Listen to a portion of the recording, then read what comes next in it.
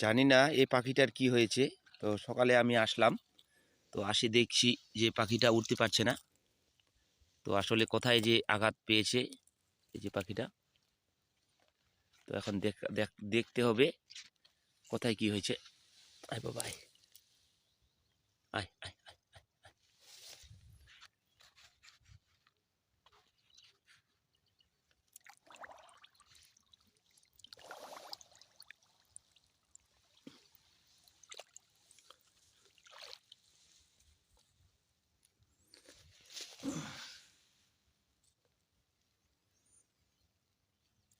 ডানাগুলো ঠিকই আছে,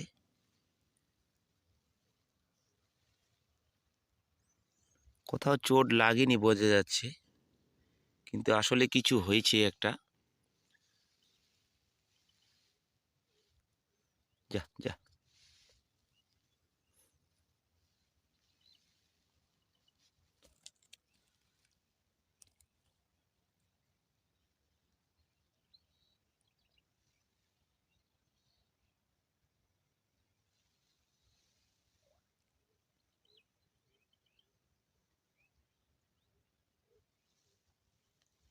হাঁটতে ভালোই পারছে, হাঁটে যাচ্ছে পাখিটা।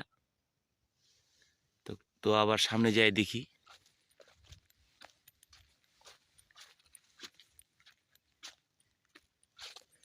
আবার পড়ে গেল এখানে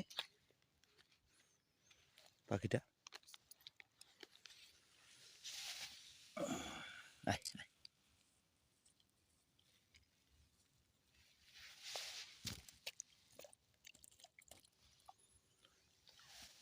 চ চ চ চ, ডাঙায় চ, ডাঙায় চ, ডাঙায় যাবো, চ ডাঙায় যাবো, চ চ ডাঙায় যাবো। আসলে দেখুন পাখিটা কি সুন্দর, কিন্তু উড়তে পারছে না।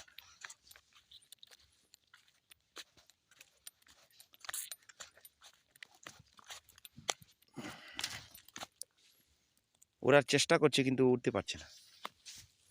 চ বাবা চ। ওহো, এবার বুঝতে পেরেছি।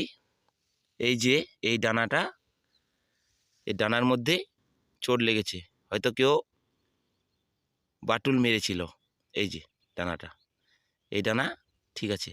এটা এই যে এই ডানার চোটে এই উড়তে পারছে না। তো এটাকে আমি এখন ওই সরষা বাড়ির দিকে দেব, তাহলে হাটে বেড়াবে আর কিছু খাবে। এখানে ধান বাড়ি, তো পাখিটা মারা যেতে পারে জলের মধ্যে। এখন ওই দিকে সরষা বাড়ি আছে, ওই সরষা বাড়িতে রেখে দেবো, তাহলে কিছু খাবে, কটা দিন তাও বেঁচে থাকবে। তো এই সরষার জমিতে আমি পাখিটাকে ছেড়ে দেব। জানি না কে ঢেল মেরেছিল, একটা ডানা ভাঙে গেছে। তো এখানে এখন ছেড়ে দেবো একে।